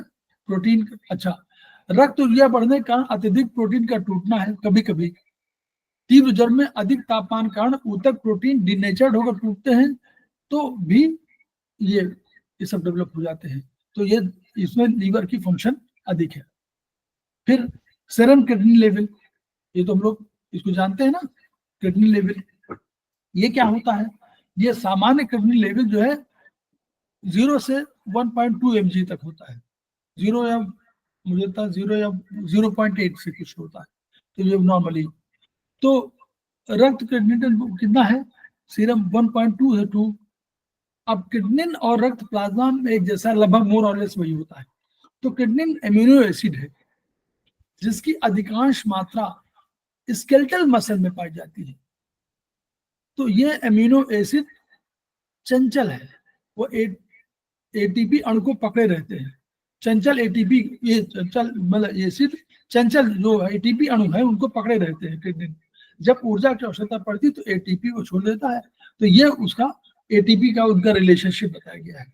तो असामान्य स्थिति में क्या होता है, एमिनो एसिड अपना जल कण छोड़कर हानिकारक तत्व किडनी में परिवर्तित हो जाता है। ये बात, अगर एमिनो एसिड अब उसमें जल छूट गया, अलग कर लिया उसको, तो किडनी में कन्वर्ट हो जाता है।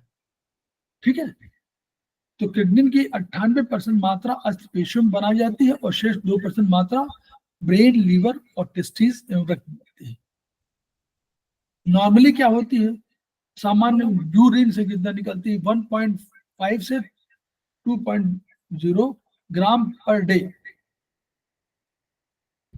तो जिन रोग में ऊर्जा प्रोटीन कैटेबोलिज्म के माध्यम से रोगी से होगी, ऊर्जा प्रोटीन मतलब ऊर्जा पहले कैसे आती है, पहले तो हमारा उसमें हुआ, सेल ने बनाया।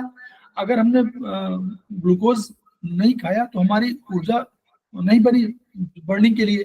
फिर बर्निंग के लिए दूसरा तत्व क्या है, आप लोग बोलिए, पहला ग्लूकोज, दूसरा फिर समझिए आप लोग सेमेस्टर 4 वाले, सर फैट। और जब फैट भी खत्म हो जाता है तो फिर प्रोटीन होता है, फिर प्रोटीन टूटेगी। जब आप अगर भूखे रहेंगे और तो पहले फैट खत्म हो जाएगा, फिर प्रोटीन खत्म होगा। तो अगर प्रोटीन कैटेबोलिज्म हो रहा है तो रक्त में किडनी की मात्रा अधिक मिलेगी, प्रोटीन टूट रहा है।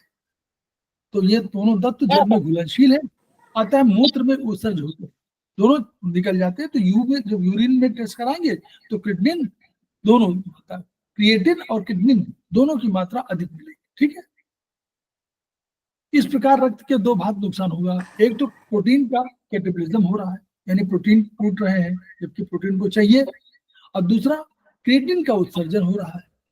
क्रिएटिन का तो दूसरा वाला जो है शरीर में मेटाबोलाइज नहीं होती है। ठीक है, ये वंदना जी माइक बंद कर लीजिए प्लीज।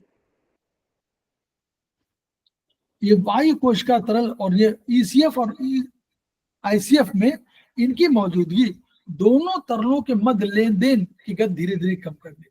तो अगर ये क्रिएटिनिन शरीर में रह जाएगी तो क्या करेगी, ईसीएफ और आईसीएफ के बीच में जो आ रहा है ना, आपके कुछ अंदर आ रहे हैं कुछ बाहर जा रहे हैं, उसको रोक देगी। तो वही चीज होगी कि क्या होगा, अल्टीमेटली सेल जो है क्या करे, सेल का काम ही नहीं पाएगा, सेल अपने आप बढ़ने लगेगा, तो सेल डेथ होने लगेगी। क्रिएटिनिन का मात्रा अधिक होना हानिकारक कोशिकाओं के टूटने का द्योतक है। अगर किडनी की उत्सर्जन क्षमता से अधिक हो गई तो ये हानिकारक है भाई। अगर नहीं निकाल पाई वो तो कहाँ आएगी, सेल में तो रहेगी, या सेल में रहेगी या ब्लड में रहेगी। मस्कुलर डिस्ट्रॉफी का रोग फेमिलियल पाया गया है। इस रोग के मरीज में डिस्ट्रॉफी आंख से देखी जा सकती है, फिर मतलब आंख वो कहते हैं ना, आंख पलके जो उड़ नहीं पाते हैं। माइस्थेनिया ग्रेविस, पेशियों का जल देखना, डायबिटीज मेलाइटिस और मैग्नीसिस में ये बीमारियों में आती है। तो बस ये नहीं, अभी तो खैर थोड़ा बहुत और रह गया है, कभी काफी है, लेकिन अगली बार खत्म हो जाएगा। अभी हम जब बताइएगा तब छोड़ देंगे। अच्छा, ये उपरोक्त रोगों में रक्त क्रिएटिनिन, देखिए दो चीज है ना, एक क्रिएटिन कहाँ है और एक क्रिएटिनिन कहाँ है। यूरिन क्रिएटिनिन कहाँ है और ये क्रिएटिनिन कहाँ, दो है। यूरिन में क्रिएटिन, लेकिन मुझे लगता है दोनों एक है। ब्लड में क्रिएटिनिन कहाँ गया होगा, रोग स्तर निर्धारित करते हैं। क्रिएटिनिन रक्त में अगर बढ़ जाएगी तो ये रोगी को मौत की ओर धकेलता है। इसीलिए हम लोग कहते हैं क्रिएटिनिन जब लेवल बढ़ने लगता है और 8 के आसपास पहुंच जाता है तो देखिए मतलब मोर और लेस 9-10 तक शायद मुझे तक दिखाई पड़ता है, उससे ऊपर दिखाई नहीं पड़ता है। 10 से ऊपर शायद ही रक्त में इसका 20 मिलीग्राम मरीज को कभी भी कोमा मिल सकता है।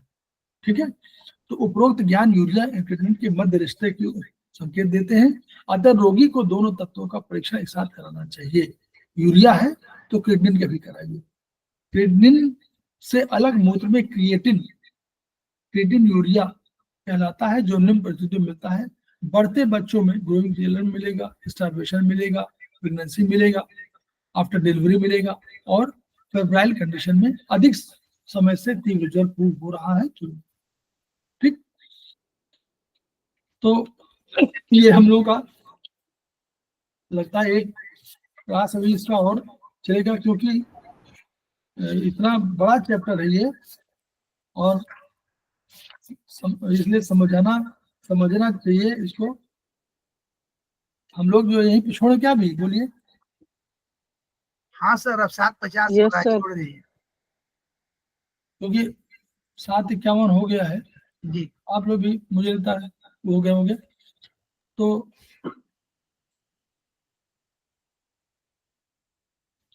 हम लोग पहले तो हम अपना बात करना होगा तो भी, तो हम लोग करें कि वीडियो को प्रचारित करें। क्यों करें? क्योंकि यह किताब जो पढ़ाई जा रही है, कब क्या, देखिए कब क्या कैसे क्यों कहाँ, तो ये इतनी बढ़िया किताब है कि सारे टेस्ट के संदर्भ में एक पूरा आपको आइडिया दे देती है। जो आप टेस्ट कराने जाते हैं नहीं मालूम पड़ता, आप पढ़िए इससे और पढ़ के आप उसको देख लीजिए कि ये कौन सा टेस्ट हमारे लिए क्या संकेत दे रहा है, कोई बताए या न बताए।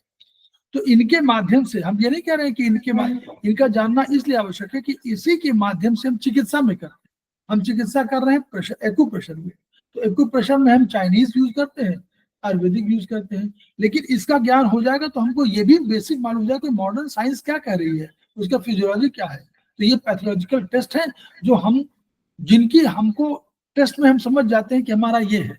तो हम नाड़ी तो देखते नहीं, हम तो देखते हैं, टंग देखते हैं, और हमने देखा कि भाई आंख आपकी देख लिया बहुत सी, तो आंखों के और टंग के माध्यम से और आपके सुन करके पूछ करके इनके माध्यम से, और प्लस आपका सिम्टम, तो ये भी सिम्टम है। इसमें तो रोग का निदान अपने आप डायग्नोसिस वो करके बताते हैं कि इसमें ये चीज बढ़ी है, हमारे लिए सरल हो जाती है। उनका प्लेटलेट बढ़ा है, हमारे लिए आसान है।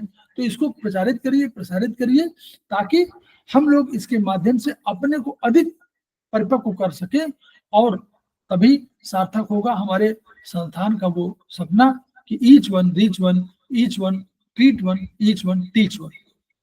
इन्हीं शब्दों के साथ हम लोग अभी वीडियो बंद करते हैं। आपको कोई प्रश्न होगा हम लोग उत्तर देने के लिए तत्पर हैं।